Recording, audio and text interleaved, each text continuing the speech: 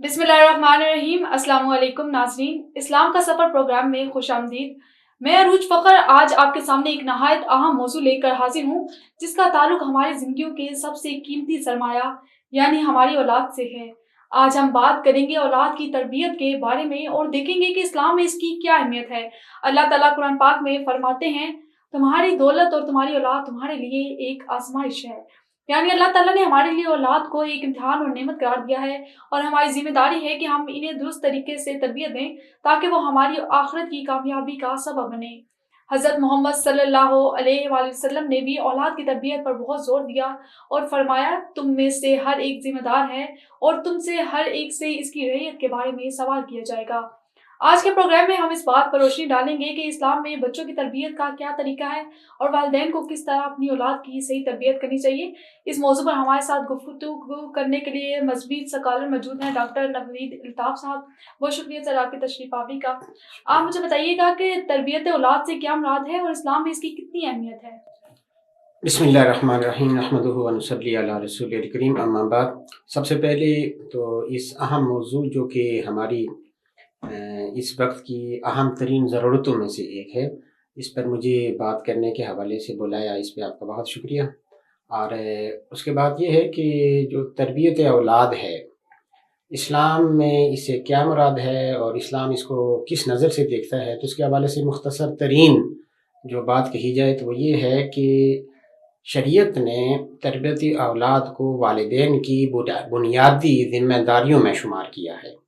और तरबियत औलाद से मुराद ये है कि औलाद को बचपन से ही, बिल्कुल इब्तिदा से ही, जब वो शुऊर की आँख खोलना शुरू करें उस वक्त तक ख़ास तौर पर उनको घर के अंदर ऐसा माहौल फराहम करना कि वो उनका जो मुस्तकबल है, मुस्तकबल करीब यानी ये दुनिया और मुस्तकबल बईद यानी कि आखिरत, दोनों में वो कामयाब हो सके।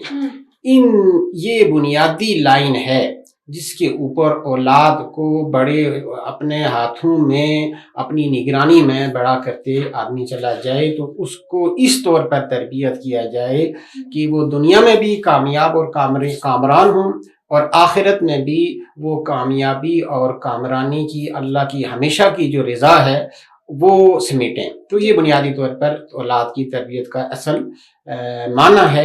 और इस इस्लाम में उसकी अहमियत सिर्फ इस बात से लगा दीजिए कि इस्लाम ये चाहता है कि जो भी इंसान है वो एक तरफ अपने रब का वफादार हो और दूसरी तरफ ख़ास तौर पर अपने ये जो इस दुनिया में उसके वालिदैन हैं उनका वफादार हो। तो ये दोनों चीज़ें तभी मुमकिन होंगी जब बचपन से ही उनकी अच्छी तालीम और तरबियत हो सकेगी। सही। अच्छा, आप मुझे बताइएगा कि तरबियत औलाद के बुनियादी असूल कुरान और सुन्नत की रोशनी में क्या क्या है। कुरान और सुन्नत की रोशनी में जो औलाद की तरबियत के उसूल हैं उसमें जो बुनियादी जगह है जहाँ से हम दलील पकड़ते हैं तो वो कुरान करीम में सूरह लुकमान जो है उसकी आयात 13 से लेकर 19 तक। यहाँ हज़रत लुकमान अलैहिस्सलाम ने अपने बेटे को कुछ नसाए फरमाए हैं, नसीहतें फरमाई हैं, तो कुरान पाक ने उनको नरेट किया है, बयान फरमाया है। तो वो बुनियादी उसूल हैं कुरान पाक में, जिसका हासिल ये है कि हज़रत लुकमान जब अपने बेटे को तरबियत देना शुरू करते हैं तो सबसे पहले जिस लफ्ज़ से पुकारते हैं वो बहुत अहम है। हज़रत लुकमान फरमाते हैं, या बुनैया ला तुश्रिक बिल्लाहि शैया, कि ए मेरे प्यारे बेटे। तो यहाँ ये है कि अपनी तरबियत औलाद के अंदर जो अहम तरीन जगह है वो है प्यार का उन्सुर। औलाद को मोहब्बत के साथ पुकारना میں یہ کہوں گا کہ محبت ساتھ اس کے محبت کا عنصر بھی ہو اور عزت کا پہلو بھی ہو، ادب کے ساتھ. جس طرح والدین کو ادب کے ساتھ بولانا چاہیے، اسی طریقے سے اولاد کو بھی ادب کے ساتھ، پیار کے ساتھ پکارنا. اسی لیے فرمائے یا بنیا، اے میرے پیارے بیٹے. جس طرح ہمارے ہاں کہتے ہیں کہ میرے بچے ادھر آؤ، ایک ہوتا ہے اے بچے ادھر آؤ، ایک ہوتا ہے کہ میرے بچے ادھر آئیں. تو ان دونوں میں چیزوں میں زمین آسمان کا فرق ہوتا ہے.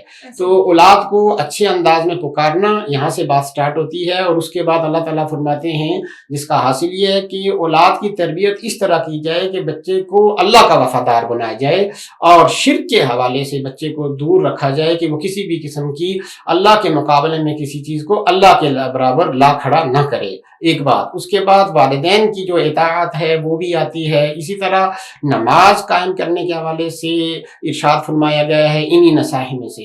اسی طرح یہ فرمایا گیا کہ جو بات اچھی ہے وہ لوگوں کو اس کی طرف بلاؤ اور جو بری بات ہے لوگوں کو اس سے روکو. یہ بھی تربیت اولاد کے اندر آتا ہے. اسی طریقے سے جو آگے مزید تفصیلات آئی ہیں ان میں اخلاقی پہلو بہت اہمیت کا حامل ہے. اور اپنے اولاد کو کی اخلاقی تربیت اس طور پر کرنی چاہیے کہ وہ اونچا نہ بولے. کیونکہ حضرت لقمان اپنے بیٹے کو کہہ رہے ہیں کہ جو آدمی بہت زیادہ اونچا بولتا ہے تو وہ ایسا ہے کہ جیسے جس طرح گدھے کی آواز اللہ کو سخت ناپسند ہے، اسی طرح وہ انسان جو اونچا بولتا ہے اس کی آواز پسند نہیں کی جاتی، نہ معاشرے کے اندر اور نہ سوسائٹی کے اندر، نہ اسلام پسند کرتا ہے. اسی طریقے سے یہ ہے کہ زمین کے اندر چلتے ہوئے غرور نہ کیا جائے اور جب کسی انسان سے بات کی جائے تو اس کے اندر بھی پوری توجہ سے اپنا چہرہ اس کی طرف وہ کر کے بات کرنی چاہیے اور اس کی بات سننی چاہیے. تو ملاقات کے اور کسی کے پاس بیٹھنے کے آداب کے متعلق بات ہوئی ہے اسی آیت میں. اور اسی طرح آگے یہ بھی فرمایا گیا ہے کہ زمین پر چلتے ہوئے جو چال ہے وہ انسانوں والی ہے ہونی چاہیے، شیطان کی چال سے یا مغرور چال وہ اختیار نہیں کرنی چاہیے. یہ تقریباً وہ چیزیں ہیں جن کا تعلق عقائد کے ساتھ بھی ہے اور جس کا تعلق اعمال کے ساتھ یعنی نماز پڑھنا اس سے بھی ہے اور اخلاق کے ساتھ بھی ہے. اور سنت میں اور سیرت رسول میں جو اولاد کی تربیت کے حوالے سے چیزیں آئی ہیں اس میں آپ صلی اللہ علیہ وسلم کا یہ ارشاد بنیادی جگہ ہے جس میں اللہ تعالیٰ کے رسول آپ صلی اللہ علیہ وسلم ارشاد فرماتے ہیں کہ کلو مولود یولد علی الفطرہ، کہ ہر جو نیا پیدا ہونے والا بچہ ہوتا ہے وہ فطرت صحیحہ پہ پیدا ہوتا ہے. ہاں یہ اس کے والدین ہوتے ہیں یعنی اسلام پہ پیدا ہوتا ہے. یہ اس کے والدین ہوتے ہیں جو اس کو یہودی بنا کے چھوڑتے ہیں، نصرانی بنا کے چھوڑتے ہیں یا مجوسی بنا کے چھوڑتے ہیں. تو اس کا حاصل یہ ہے کہ اولاد کی جو تربیت ہے اور اولاد کا جو مستقبل ہے اس میں والدین کا کلیدی کردار ہوتا ہے، اولاد کی اندر اچھائیاں پیدا کرنے میں بھی اور برائیاں پیدا کرنے میں بھی. تو اس لیے والدین کا اپنا جو طرز عمل ہے قرآن اس پہ زیادہ زور دیتا ہے اور سنت بھی اور سیرت بھی اس پہ زور دیتی ہے کہ والدین کا اپنا جو طرز عمل ہے وہ اولاد کی تربیت میں بنیادی اور کلیدی کردار ادا کرتا ہے.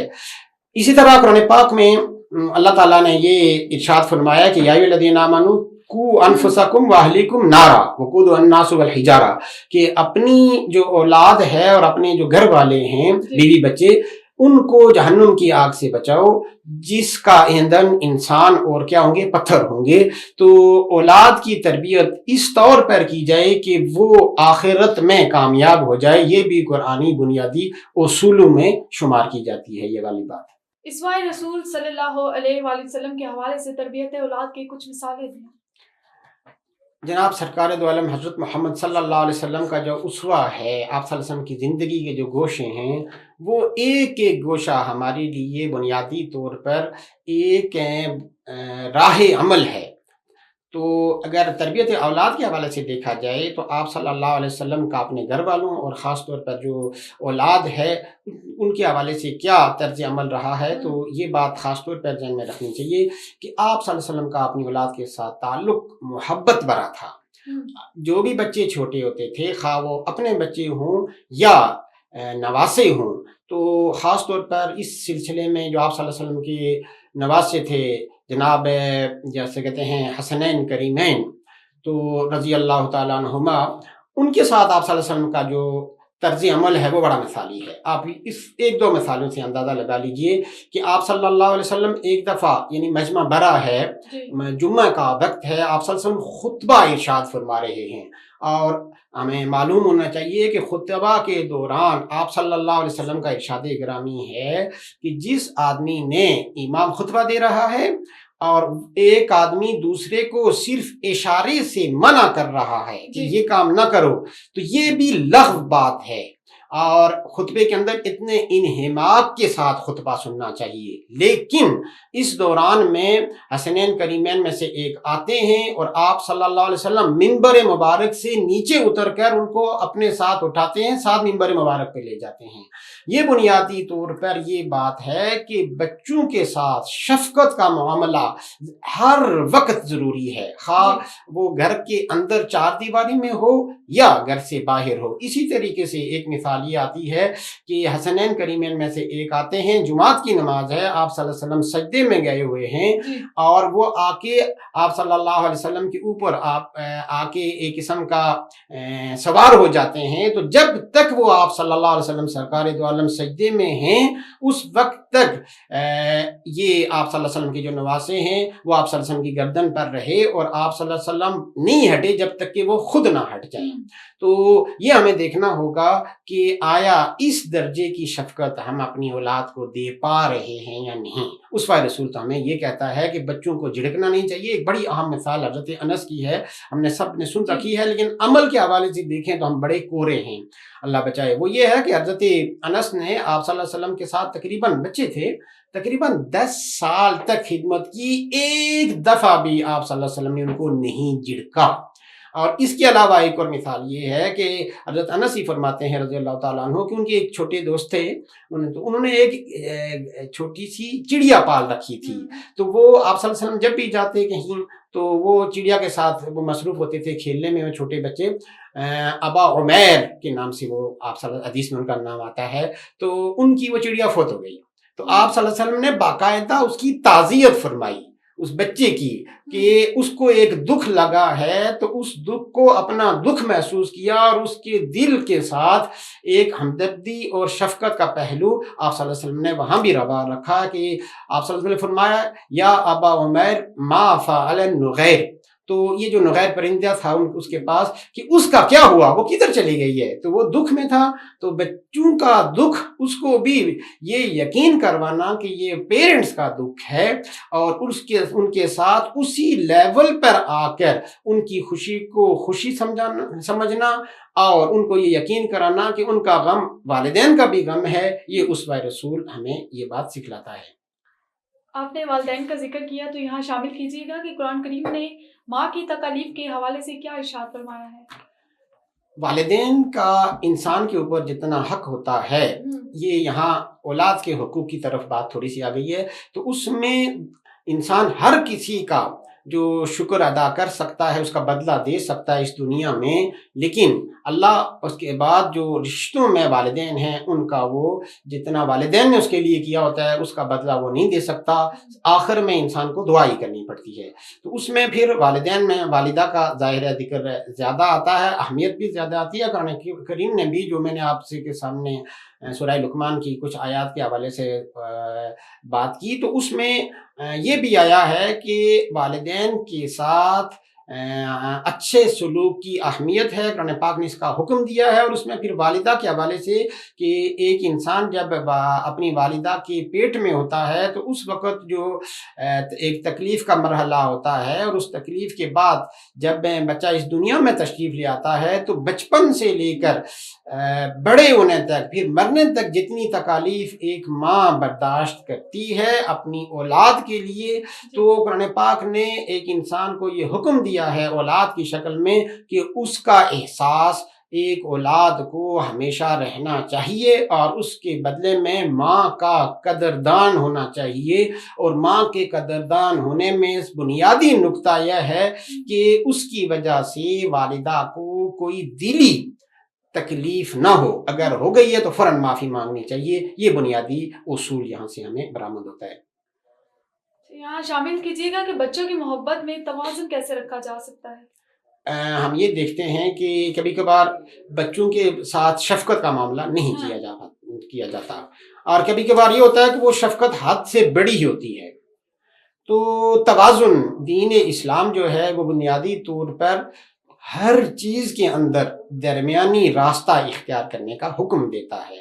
تو بچوں کے ساتھ حد سے بڑی ہوئی محبت وہ کبھی خود بچوں کے لیے بھی عذاب بن جاتی ہے۔ تو اس لیے شفقت کا پہلو تو والدین کو اپنی اولاد کے ساتھ روا رکھنا چاہیے، لیکن شفقت کے ساتھ ساتھ یہ بھی ذہن میں رکھنا چاہیے کہ جو زندگی ہے یہ پھولوں کی جو ہے ایک سیج نہیں ہے، بلکہ مشکلات پر مبنی، آزمائشوں پر مبنی ایک نہ ختم ہونے والا سلسلہ ہے۔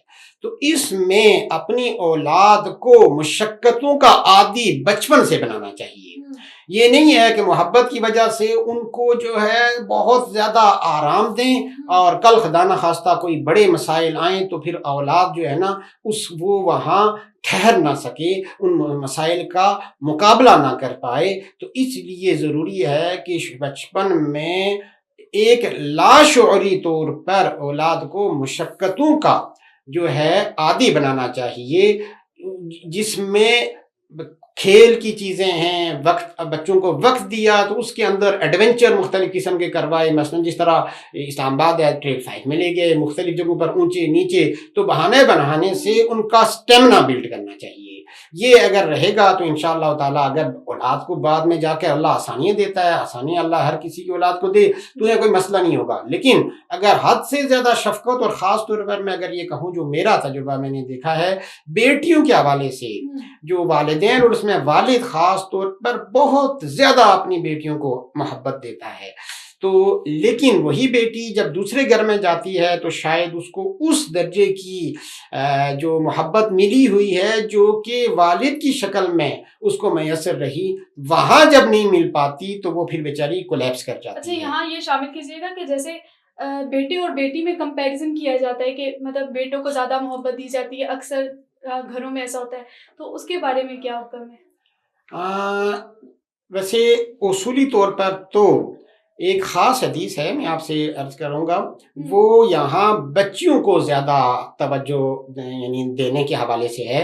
آپ صلی اللہ علیہ وسلم نے فرمایا جس کا حاصل یہ ہے کہ ایک آدمی نے اگر 3 بیٹیاں پالیں، اچھی تربیت کی اور پھر اس کو شادی بیاہ کر کے رخصت کر دیا عزت و احترام کے ساتھ، تو آپ صلی اللہ علیہ وسلم نے فرمایا اس کی جنت پکی۔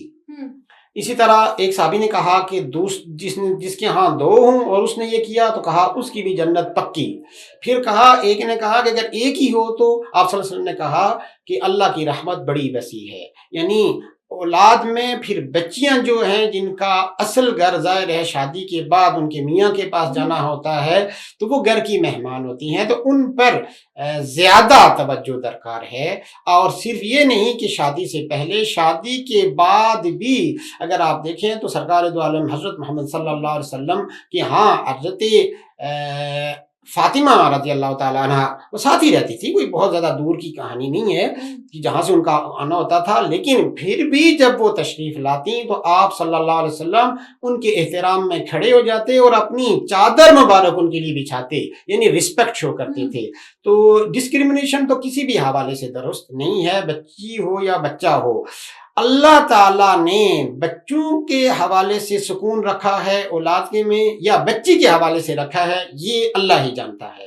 عام طور پر یہ کہا جاتا ہے، یہ سوچا جاتا ہے، جو کہ انتہائی غلط سوچ ہے شریعت کو سامنے رکھتے ہوئے، کہ بچی تو پرائے گھر کی ہے، بچہ یہاں رہنا ہے جو کہ بڑھاپے میں شاید ہمارا سہارا بنے، یہ سوچ غلط ہے۔ کل بچی زیادہ بنتی ہے یا بچہ، یہ تو پھر اللہ ہی جانتا ہے، اور طے یہی ہے کہ جس کو اللہ تعالیٰ توفیق دے گا والدین کی خدمت وہی کرے گا، اور عام طور پر بھی یہی دیکھنے میں آتا ہے کہ بچی جو ہے والدین کی خدمت میں بچوں کے سے زیادہ بڑھ کے آگے رہتی ہے۔ تو اس لیے اس بنیاد پر یہ تقسیم یہ بالکل غلط تقسیم ہے، اسلام اس کو کہیں نہیں دیکھتا۔ اچھا، یہاں بتائیے گا کہ بچوں کو اچھی عادات اور روحانی اور اخلاقی اقدار کیسے سکھائی جا سکتی ہیں؟ اس زمان میں والدین کا اپنا کردار کتنا اہمیت کا حامل ہے؟ جی، اس سوال کا مختصر جواب یہ ہے کہ والدین کا اپنا جو کردار ہے، جو اپنا عمل ہے، گھر کے اندر کی زندگی، وہ بنیادی اہمیت کی حامل ہے۔ جی اگر والدین کے اپنے اخلاق اچھے ہوں گے، جس میں یہ ہے کہ جھوٹ نہیں بولتے، عزت و احترام کے ساتھ آپس میں ایک دوسرے سے بات کرتے ہیں عزت و احترام کے ساتھ، جی تو وہ اس کے اثرات والے بچوں پر بھی آتے ہیں۔ اور اس کے مقابلے میں وہ کچھ بھی والدین بولتے رہیں، اگر ان کی اپنی جو تربیت وہ صحیح نہیں ہوئی اور ان کی اپنی عادات اچھی نہیں ہیں، تو اولاد پر مثبت اثرات نہیں آ سکتے۔ اور اس کے لیے ضروری ہے کہ والدین خود اسلام کے قریب ہوں، خاص طور پر قرآن پاک کا مطالعہ ان کی زندگی کا حصہ ہو، اور سیرت النبی کے ساتھ اگر وہ منسلک ہیں تو یہ چیز انشاءاللہ آٹومیٹکلی ان کے اولاد کے اندر آئے گی۔ اچھا، یہاں شامل کیجیے گا کہ والدین بچوں میں قرآن اور رسول خدا صلی اللہ علیہ وآلہ وسلم کی محبت کیسے پیدا کر سکتے ہیں؟ جی، بچوں کے اندر شروع میں ہی اگر میں یہ کہوں نا کہ زندگی میں والدین اپنی اولاد کو سب سے بہترین تحفہ کیا دیتے ہیں، تو وہ قرآن کریم کی جو تعلیمات ہیں وہ بچوں کے اندر پیدا کرنا، اور اس کی ابتدا ظاہر ناظرہ قرآن سے ہوتی ہے۔ کہتے ہیں کہ جو بچوں کی تربیت کے جو اسلامی ماہرین ہیں، ان کا کہنا ہے کہ بچوں کو جو سب سے پہلے چیز بچوں کی زندگی میں منتقل کرنی چاہیے وہ قرآن کریم ہے، اس کو اچھے انداز میں پڑھنا۔ تو قرآن پاک کے ساتھ اس کا تعلق شروع سے ڈیولپ کرنا، اور اسی طرح جناب سرکار دو عالم حضرت محمد صلی اللہ علیہ وسلم کی جو مختلف قصے اور ان کی جو سیرت ہے، تو بچوں کے لیے جو سیرت کی کتابیں ہیں وہ ساتھ ساتھ پڑھاتے رہنا، وہ قصے پڑھاتے رہنا، اور مسجد کے ساتھ اور اللہ تعالیٰ کے جو بندے ہیں نیک لوگ، ان کے ساتھ ان کے تعلق کو پروان چڑھانا، یہ وہ بنیادی چیزیں ہیں جس سے اولاد کے اندر اللہ اور اس کے رسول کی محبت پیدا ہوتی ہے۔ اچھا، بتائیے گا کہ والدین کے باہمی اختلافات کی اولاد پر کیا منفی اثرات مرتب ہوتے ہیں؟ دیکھیے کہ والدین جو ہے آپس میں میاں بیوی کے درمیان اختلاف تو ایک فطری بات ہے۔ یہ اگر کہا جائے کہ اختلاف ہونا نہیں چاہیے تو یہ ممکن نہیں ہے۔ ہاں، اختلاف جو ہے وہ حد کے اندر رہیں، عزت اور احترام کے ساتھ رہیں، تو یہ بہت اہم چیز ہے۔ وہ کہتے ہیں کہ you can disagree but with respect. تو والدین اگر آپس میں ایک دوسرے کی عزت و احترام کرے گا، میاں بیوی کی کرے گا، بیوی میاں کی کرے گی، تو یہ چیزیں اولاد کے اندر بھی آئیں گی۔ اور اگر روزانہ کی بنیاد پر فائٹنگ گھر کے اندر چل رہی ہو، اور جس کے اندر 1 کلو ہو تو دوسرا کہے کہ میں تو 2 کلو ہوں، تو یہ والا کام جو ہے نا، اس سے پھر اولاد کے اندر وہی رویے پروان چڑھتے ہیں۔ اس میں بہتر یہ ہے کہ جو والدین ہیں، یعنی بچوں کے لیے جو والدین ہیں اور خود جو میاں بیوی ہیں، وہ ایک دوسرے کو عزت و احترام کے ساتھ اگر وہ رہتے ہیں تو انشاءاللہ تعالی یہ چیزیں آگے نہیں بڑھیں گی، ورنہ گھر کے اندر لڑائیاں ہو رہی ہوں تو اولاد پر اسی طرح کے اثرات نیچے منتقل ہوں گے۔ جدید دور کے چیلنجز جیسے سوشل میڈیا اور اسکرین ٹائم کے بارے میں اسلام کیا رہنمائی فرماتا ہے؟ بچوں کے تناظر میں اگر یہ بات دیکھی جائے تو اس میں یہ ہے کہ ظاہر ہے کہ اس میں بچوں کی جو مینٹل ہیلتھ ہے وہ بہت ڈسٹرب ہوتی ہے۔ تو اس کا سیدھا سادہ علاج یہ ہے کہ والدین اور اس میں خاص طور پر جو والد ہے وہ اولاد کو ٹائم دے، اور جو آؤٹ ڈور جو گیمز ہیں ان کی طرف بچوں کو متوجہ کرے۔ تو ایک تو ہمارے بچے جو ہیں وہ بڑے مظلوم قسم کے بچے مجھے نظر آتے ہیں کہ صبح جب نکلتے ہیں اسکول کی طرف تو وہاں اسکول میں ٹھیک ٹھاک رگڑا لگتا ہے، 8-10 کتابیں ہیں جو اگر ان کو ریڈیوس کیا جائے تو وہ 2 بھی نہیں بنتی۔ تو ایک تو وہاں پیریڈ پہ پیریڈ، اور اس کے بعد جب گھر آتے ہیں تو پھر ٹیوشن کی طرف بھیج دیتے ہیں، پھر مسجد کی طرف بھیج دیتے ہیں، اور جو تھوڑا سا پھر ٹائم ملتا ہے تو اس میں ان کی کوشش ہوتی ہے کہ موبائل سے انجوائے کر لیا جائے۔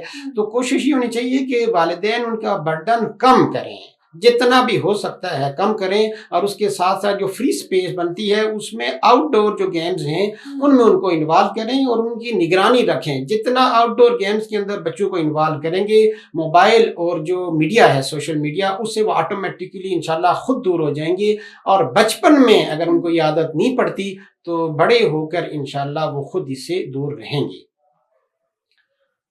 غیر مسلم معاشروں میں پلنے والے بچوں میں والدین کو شناختی بحران اور بیرونی دباؤ کا سامنا کیسے کرنا پڑتا ہے؟